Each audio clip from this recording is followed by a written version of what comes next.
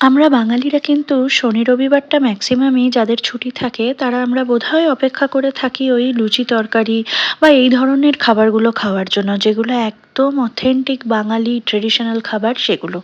কিন্তু আমার আজকে মনে হলো যে না, আজকে ট্রেডিশনাল অথেন্টিক বাঙালি খাবারটা না বানিয়ে আজকে যদি আমি বাড়িতে একটু স্ক্র্যাম্বলড এগ বানাই কেমন হয়।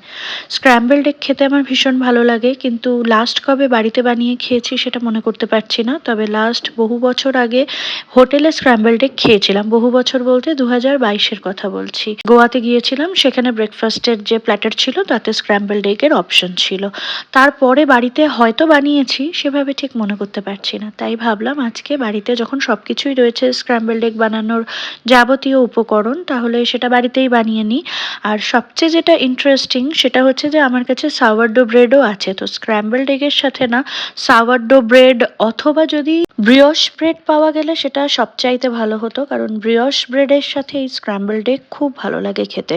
ব্রিওশ ব্রেডে একটা না হালকা একটা বাটারি ফ্লেভার থাকে, কারণ ওখানে এক্সট্রা বাটার ইউজ করা হয়। আর সুগারেরও পরিমাণটা একটু বেশি দেওয়া থাকে ব্রিওশ ব্রেডে। তো ওটা পেলে মানে সবচেয়ে ভালো হতো। মানে আমি দুটো ক্যাপুচিনো বানিয়ে নিচ্ছি, একটাতে স্টিভিয়া দিয়ে দিলাম আর একটাতে দিয়ে দিলাম আমি খান্ড।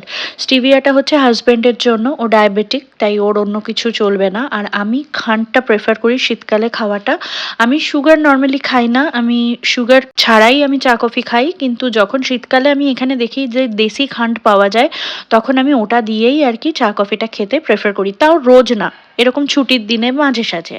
এখানে আমি আমার ব্রেকফাস্টের জন্য প্লেটটা রেডি করে নিচ্ছি। আমি দুটো টোস্ট নিয়ে নিয়েছি, এটা সাওয়ারডো ব্রেড দিয়ে করা, আর তার সাথে স্ক্র্যাম্বলড এগ আর কফি নিয়ে নিয়েছি। স্ক্র্যাম্বলড এগটার ওপরে আমি একটুখানি স্প্রিং অনিয়ন ছড়িয়ে দিয়েছিলাম জাস্ট গার্নিশিংয়ের জন্য। দেখতে খুব সিম্পল ব্রেকফাস্ট মনে হলেও এটা কিন্তু ভীষণ ভারী, যেহেতু এর মধ্যে চিজ দেওয়া আছে, তো এটা অনেকক্ষণ কিন্তু পেটটাকে হেভি করে রাখে। তো খাওয়া দাওয়া সেরে আমরা বেরিয়ে গিয়েছিলাম আজকে অনেকটা দূরে, আমাদের গাড়ির সার্ভিস সেন্টারে গিয়েছিলাম। টয়োটা সার্ভিস সেন্টারে এই জন্য গিয়েছিলাম, আমার গাড়ির যে চাবিটা আছে মানে কিটা আছে সেটার মধ্যে না একটা ট্যাবলেট ব্যাটারি থাকে যেটা শেষ হয়ে গেছে। তো ওটাকে রিপ্লেস করানোর জন্য গিয়েছিলাম। আমি কখনো এটা ফার্স্ট টাইম আর কি আমাদের এটা ব্যাটারি এক্সচেঞ্জ করতে হলো, কারণ কেনার পর থেকে সেম ব্যাটারি চলছিল এতদিন 2 বছর। তো আমি জানতাম না এটা কিভাবে করে, তাই গিয়েছিলাম, ওখানে গিয়ে করিয়ে নিয়ে আসলাম। আর তারপরে তো বাড়িতে আসলাম, বাড়িতে আসার পর একটুখানি বারান্দায় এসছি, দেখুন বাইরেটা আবার ধোঁয়া ধোঁয়া হতে শুরু করে দিয়েছে। মোটামুটি রাত 8টা-9টার সময় কিন্তু এটা পুরো অনেকটাই বেশি ধোঁয়া হয়ে যাবে, এবং কালকে সকালে দেখবেন এখানটা আবার সেই আজকে সকালের ভিডিওর মতন পুরোটাই ধোঁয়া মনে হবে। মনে হবে বোধহয় মেঘগুলো নেমে এসেছে, কিচ্ছু দেখা যাবে না। আমি এটা আপনাদেরকে দেখাচ্ছি, দেখুন এখানে যে বসতিগুলো আছে লাইট জ্বলছে দেখে এখন তবু একটু বোঝা যাচ্ছে। এই যে গোটা ভিডিওটা দেখছেন এটা দেখে রাখুন, আমি কালকে সকালে এই সেম জায়গায় দাঁড়িয়ে আবার ভিডিও করব, দেখবেন এই জায়গাটা কিচ্ছু দেখা যাবে না, পুরোটা এরকম ধোঁয়াশাতে ভরে যাবে।